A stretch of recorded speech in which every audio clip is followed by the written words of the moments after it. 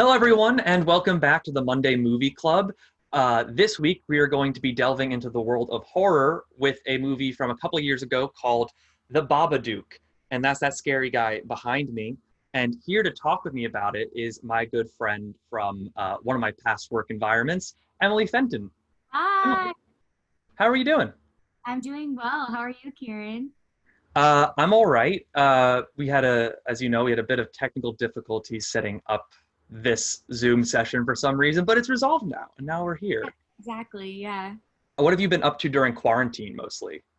Well, I was in New York for a bit and then I decided to flee New York to come spend time in Arkansas with my parents because there's more space here. Mhm. So I've been in Arkansas for the past few months. It's the longest I've been in Arkansas since I was in high school, I think. Oh, It's been turbulent in some ways and really nice in other ways. I've been painting and watching movies and reading and writing songs and all the things that I normally do, but just more leisurely. So more leisurely and with more space.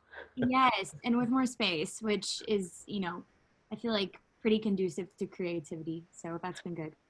Absolutely. Well, Yeah. on the matter of you watching movies during this time, I always like to open up these conversations with two non the movie at hand related questions. The first one being, what is the first movie you remember seeing in theaters? And I'm sure I went to movies before this, but the first visceral memory I have of seeing a movie in theaters was Harry Potter and the Sorcerer's Stone. Um, My actually, my first memory is Chamber of Secrets. nuh Yaha. that's hilarious. Yeah, my sister was she's 4 years older than me, and she was always at the midnight book premieres, and she was the one that got me into it. Um, and so that this was the first time that my parents let me go to a midnight showing of anything. Mhm. So I think, and of course, I'm like so scared of Voldemort and whatever. When his head goes on the back of Quirrell's, Oh yeah. yeah, whatever. So Well, it's funny because actually the reason that my parents didn't take me to see Sorcerer's Stone when it came out was and it's funny that we're doing a horror film, but I am a big old chicken. Like I was afraid of Ursula the Sea Witch. I couldn't watch that movie because of my her. gosh, I had to skip the scenes of Lion King where the hyenas goose stepped, which I still would be no afraid way. to say. Like big old chicken. So they were really afraid of me seeing Harry Potter with, his burning face and like the three Yeah, dog. And yet, the first time I saw it, it was at home on VHS, and I loved it. I wasn't afraid. That movie still to this day is the reason like I'm in the movie world. right, right, Yeah. right. Yeah, I mean those movies had such an impact on me. I'm not even gonna get into this J.K. Rowling thing because Oh yeah. I'm really disappointed in her. I'm very heartbroken about it. But it's the whole question of, how do we separate the art from the artist type thing? I feel like, Yeah. you know, um, Especially because her books are so like the message of those books and those movies are like love is stronger than hate, accept everyone no matter who they are. I know. And and maybe this is a controversial opinion, but I just think if that is something that you think, don't say it. Yeah.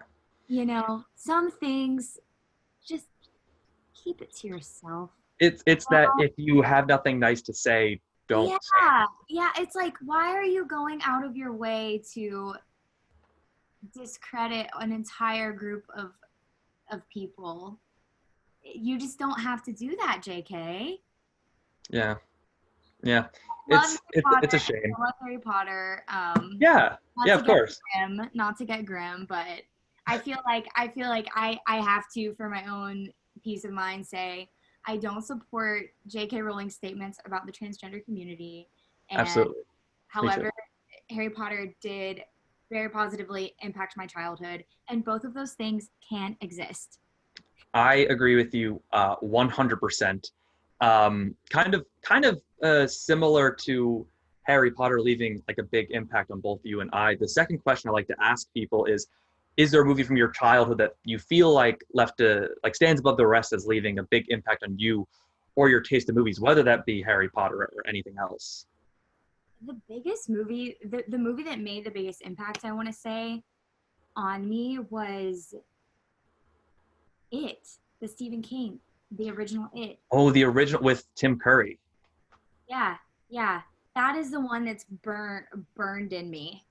And so and even and I don't mean to sound like a total, horror movie buff, because I don't even claim to be a horror movie buff. I'm not that's not my passion.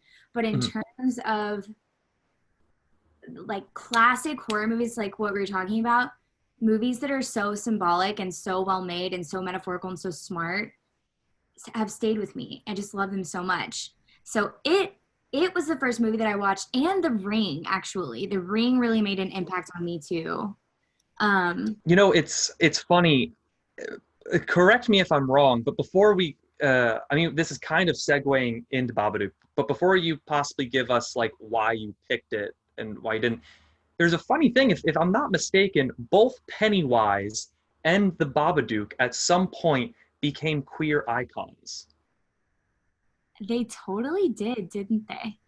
Yeah, I I after watching the Babadook for the first time, I was like, wait, why did Babadook become a queer icon? And I had to like research and go through that interpretation of the movie.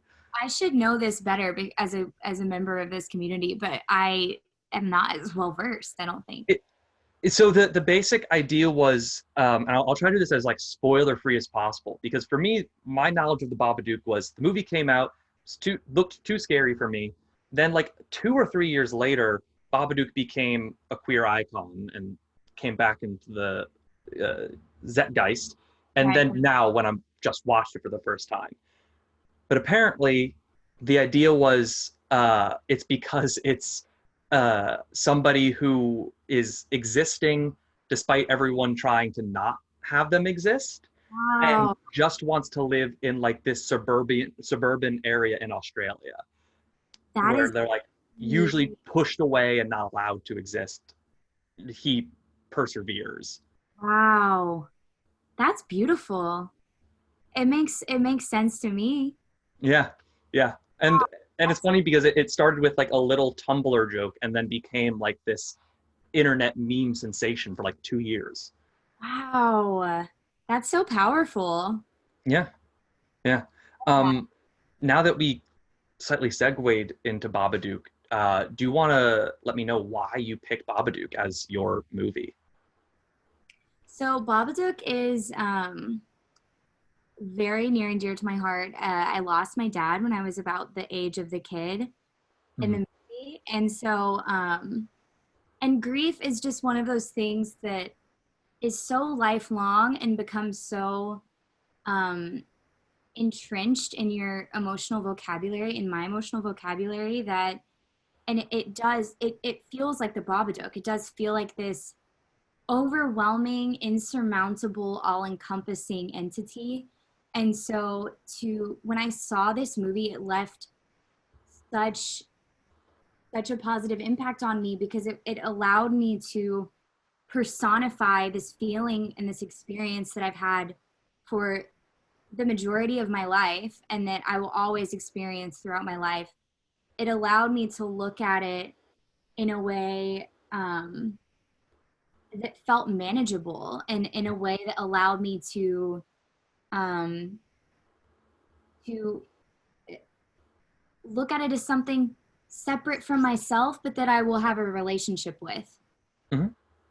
Yeah. So it's very personal why, but um, I think that the Babadook can also, yes, the intention is to represent grief, and I think it does it so effectively.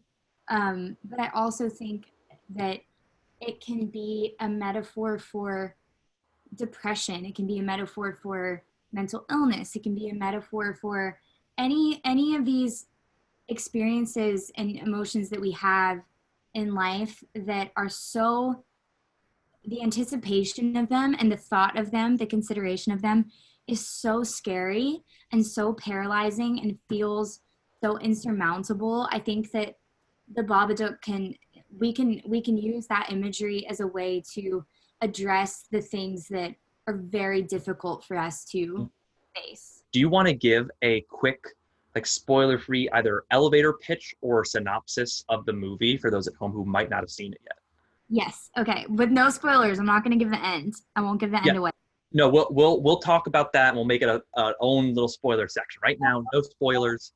Okay. Yeah. So essentially the movie is about this relationship between a mother and her son. And at the beginning of the movie, we learned that the mother loses her husband, the father of her son, in a car accident on the way to deliver her child. And so throughout the whole movie, the son has behavioral problems. He is socially pretty isolated. He's angry, and he has a fascination with monsters and with fighting them, with protecting his mother. And the mom becomes increasingly impatient with this, and is totally, I don't want to say unsupportive, but To an extent, she is. supportive of, she is in total denial. She's in total denial of her husband passing away. She won't speak about her husband. She's essentially, her motto is, no, this doesn't exist. This doesn't have an impact on me. Monsters aren't real. There's nothing to be afraid of. There's nothing to protect me from. And so throughout the course of the movie, that juxtaposition, the tension between those things become increasingly in conflict. And the Babadook arises when he picks out this children's story called The Babadook. And so this sort of tension between them cultivates in this character. Is that too extensive? No, not at all. That was perfect. One of the first things that I kind of want to go into before we talk about some of the stuff that happens after your pitch, because I feel like that a lot of the themes of this movie are intrinsically tied to the ending. I want to talk about what I felt like the roots of how it did horror. Because to me, the movie felt very much like a German expressionist film. Not only in the way that the Babadook is portrayed as this like elongated, shadowy figure, but it's constantly like the mise en scène of the movie, the background and coloring of the movie is very black and white. And I feel like they're trying to go to the roots of horror. And you even see throughout the film, she's watching German expressionist movies on the TV. The whole movie is, I like what you said. It's in grayscale. It's almost all in grayscale. And then, the black and white colorations that come up, or black colorations, I guess, are very contrasting to the whole movie. Yeah. And I also appreciate that because it goes to those roots. I hate jump scares. I despise jump scares. I feel like it's kind of cheap. Like, of course you got me. It's a loud sound and a quick motion. It's formulaic for sure. Yeah, but this movie really didn't do that. Aside from maybe an occasional sound, but almost because it's relying much more on this constant tension building, right. A jump scare might almost relieve that tension. Yeah, no, the tension throughout the whole movie it's at a stasis. You don't really get any relief from it through something like a jump scare or You don't even really get relief. Like a lot of movies that take place over this long time, especially your like paranormal movies, which this is kind of a paranormal movie too. A lot of those paranormal movies, the danger stops in the daytime. You know, they haunt you at night. You're safe in the daytime. But this movie, probably because it's dealing with themes of grief or depression, you don't get that escape in the daytime. It's still there. Yeah, it becomes, over the course of the movie, it becomes increasingly suffocating. That's what I notice every time I watch it. By the end, I feel just so pent up, Yeah, like something has been holding on to me. yeah, absolutely. Because you can't get away from it. Every other horror movie I know really gives you some moment of reprieve to gather yourself so it can build the tension again. Um, Another thing that I kind of wanted to talk about is the way that the movie handles foreshadowing.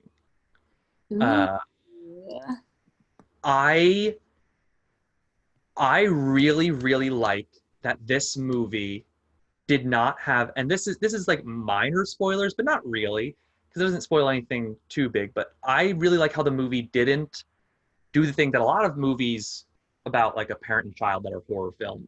The child is like the demon, you Yeah, know. I yeah, really like that the movie didn't do that, and the child is kind of the hero in the end. yeah.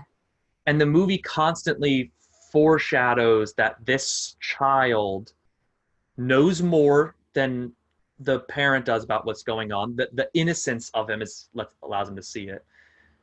And then even the book that they read foreshadows that this monster isn't truly an external force. Right, right. It's something that she let in. It's already inside. Exactly. And I know, and even, I watched it recently so we could talk about it, after not seeing it for a little over a year. And I did pay attention this time. I did pay extra attention, keener. Is that a word? Keener? A keenlier, something.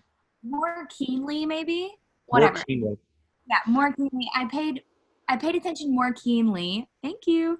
To, um, the Babadook's messaging, and even the messaging of the child, what um what he was attempting to communicate to his mom, and it was all so internal. It was all there was nothing. It was explaining or articulating, if you see me, you will want to die. The more you look away, the more I'll be there. I Yeah. mean, it really was. If you were to interchange the Babadook with grief or depression or X, Y, or Z, it would fit perfectly. Mhm. Like there was no the reality of the movie, which is something I love, even though it's like what you said, it is paranormal. It does have a paranormal um, theme to it. It It it kind of itself is shot and portrayed as a storybook, like they're reading a storybook. Yeah, it's heightened. it does have a paranormal element to it, I guess I'll say. But the reality of the movie is, there's no juxtaposition between reality and the reality of the plot. It's Mhm. all so ingrained, which is something that I think makes it effective in its messaging. Yeah, yeah. Every every step of the way, they slowly build this narrative until you kind of fully get in that release in the end. I mentioned this to you before I started recording, but like I'm not a horror movie guy really. I've tried to get into that area a bit more over the years, but when watching smart horror movies, which I end up really enjoying, like this one, I go through three stages along with the three acts of the movie. The stage one and act one, I'm like, damn, this movie is gonna scare the shit out of me, isn't it? And then act two, I experienced that true horror. This movie, I was really scared, even though I was watching it in the middle of the day to try to prevent that. I was still scared. And then Act 3, once it finally clicks, once they give you enough information, I'm more just impressed and waiting to see what their resolution is. Yeah, And totally. and maybe this is a good time to quickly go into a spoiler territory with that, with the resolution of the movie. So, quick spoiler warning to everyone at home. We'll go back to non-spoilers in a bit, but the end of the movie, with everything that goes on from her full possession to the end, is so smart. Not only that the son stands by his promise, like, I'm not going to leave you, and when she starts choking him, he doesn't fight back. He gently touches her face like he did in the beginning. It frees her through realizing that this is someone that she loves and cares for. And then further than that, the fact that the Babadook doesn't go away, because it wouldn't. It would be Oh, cheap. It would be cheap to say that they solved their problems. It's, yeah, perfect. Babadook's gone. Grief done. Like, no, she has to take care of it every day. yeah. That is, and that's the thing that that is the image of her at the very, can I, is this still Yeah, spoiler? we're in spoiler territory now. I'll put a little tag and I'll Okay. have it go away when we're done. Yeah. Um, that image of her, just of her collecting the worms and going down in the basement and feeding the Babadook. And when she comes back up and says, it was pretty quiet today, that's so beautiful. Yeah. And the fact that she, you know, the son is asking if he can come see it, and she's like, when you're older. I mean, uh it really, and then it begs the question of me, you know, it invites me to ask myself, okay, how do we honor grief? How do we honor sorrow? How do we honor um these deeply unpleasant and disruptive emotions? There is a way to do it, Mhm. I think, in healthy practice.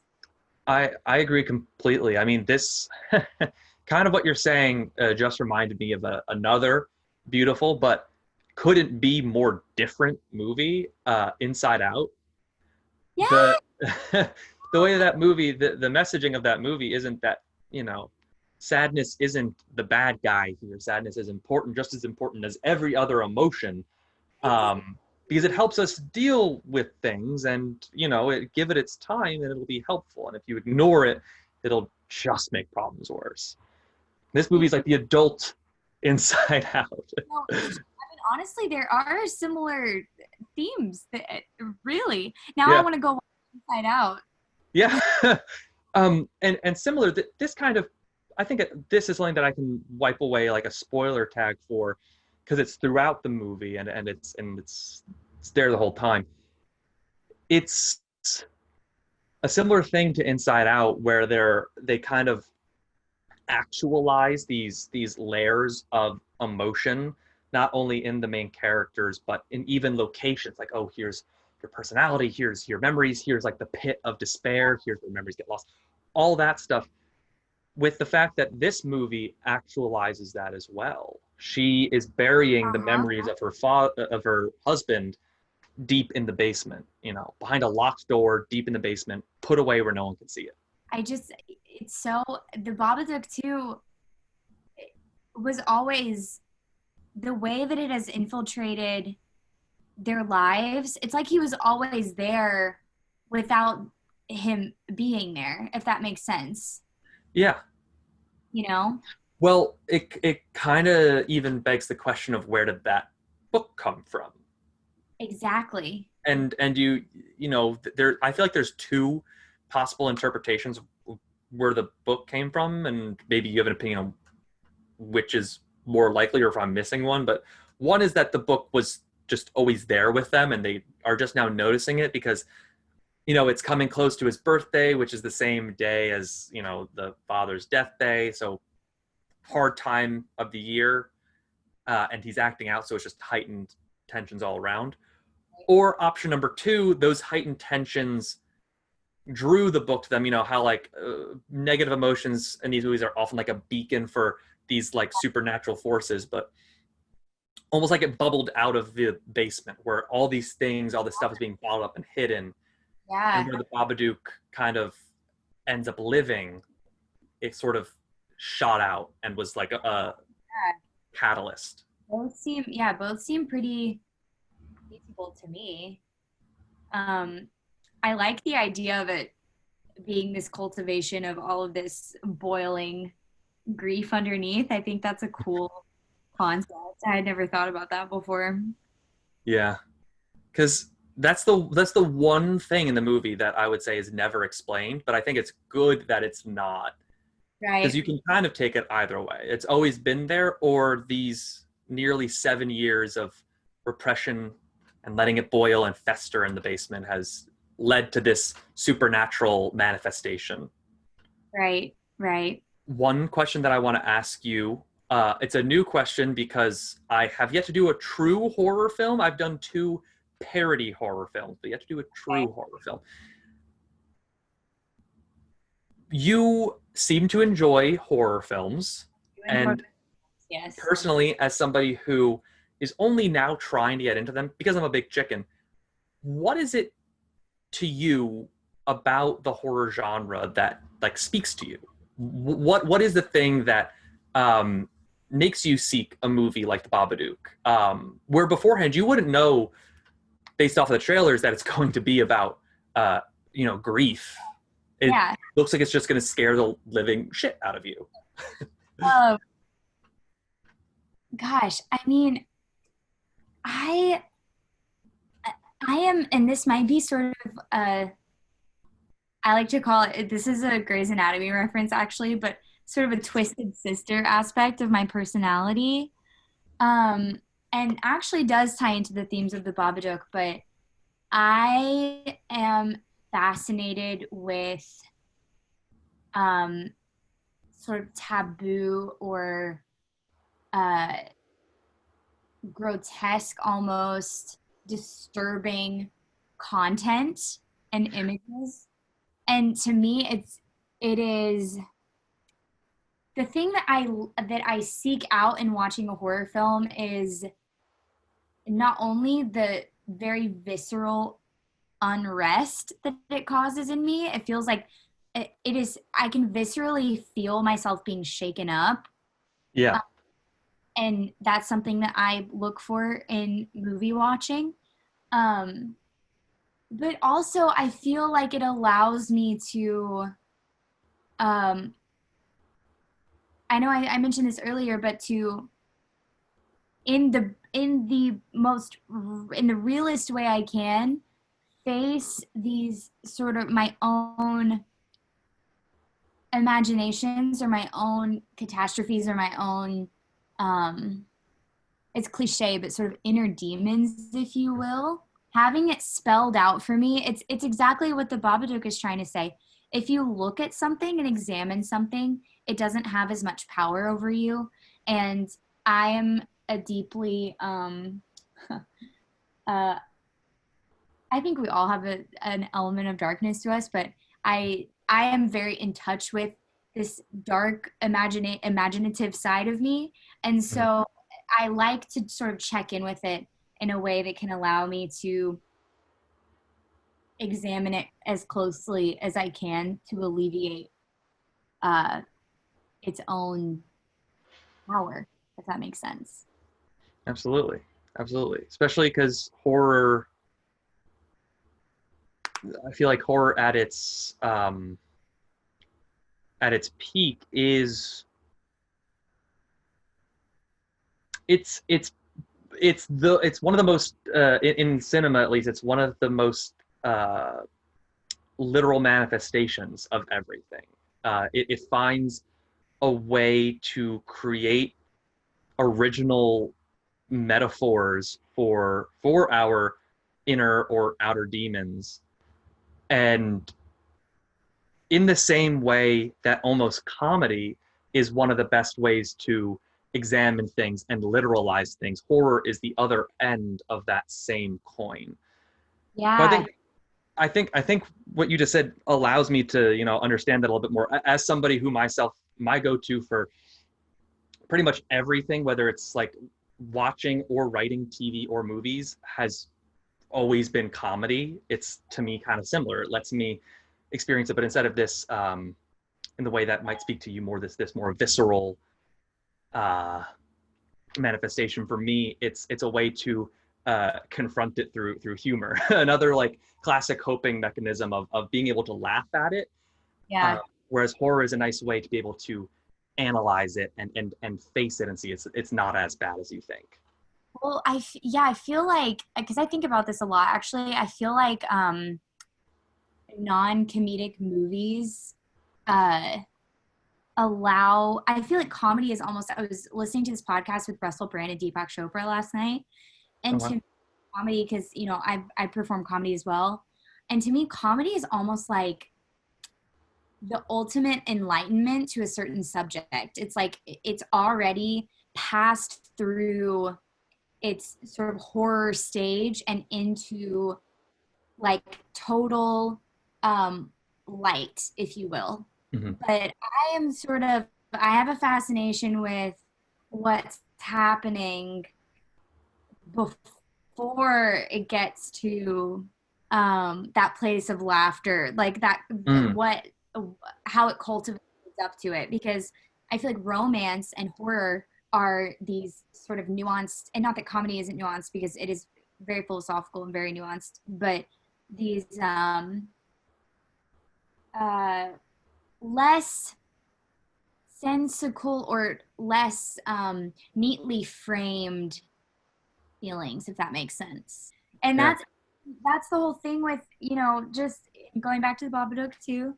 Yes. Um, Death, I feel like in society, and even this is another thing I wanted to bring up.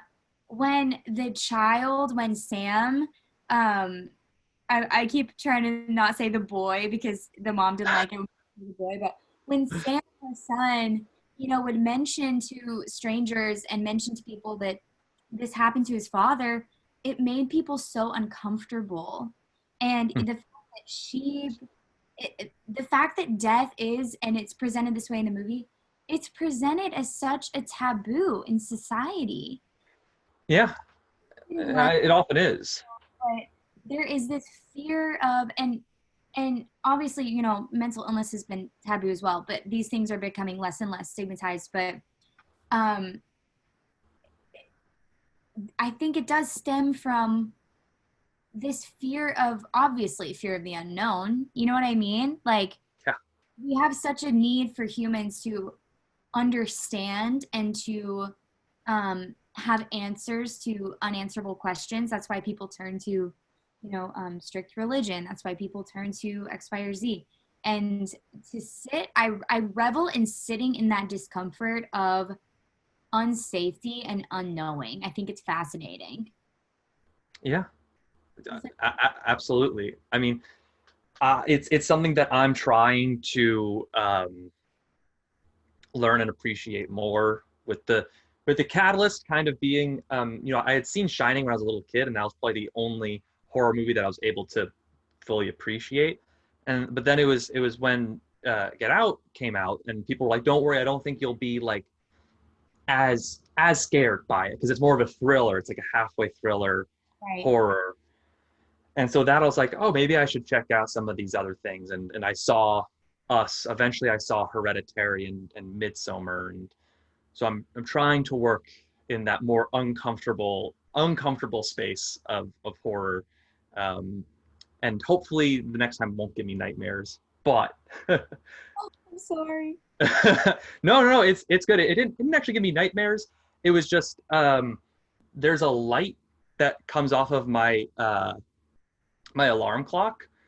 And so when I heard a creak and I like just opened my eyes, the light made my cabinet look like a top hat and a big thing. And I was like, no. Well, that happens to me too. I've been having crazy nightmares the past however long. Yeah. It happens, but eventually you get over it and you're able to just be impressed with the movie. So Emily, I want to thank you so much for picking a movie that was a little outside my comfort zone. Probably wouldn't have seen it otherwise, and now I saw it and I love it. So thank you very much. Like it. And thank you for being such a great guest. Everyone at home, thank you so much for watching. I do encourage you to go watch The Babadook, even if you're not a horror person. It will have something for you there. Um, Next week, we will be watching this movie. I'm not sure what it is yet, so here it is now that editing Kieran knows what it is. Yeah. Let us know down in the comments below what you thought of the Babadook. Did you like it, love it, hate it? Also, let us know what your favorite horror movie is personally. For me, it probably still is The Shining. It's the oldest one I remember, and it's one I can go back to still to this day and find new little things in it. Emily, do you have a favorite horror movie? Is this your favorite horror movie? This is my favorite horror movie. Yeah, it's a good one. It's a really good one. Well, thank you so much, everyone, for watching. We'll see you next week. Goodbye.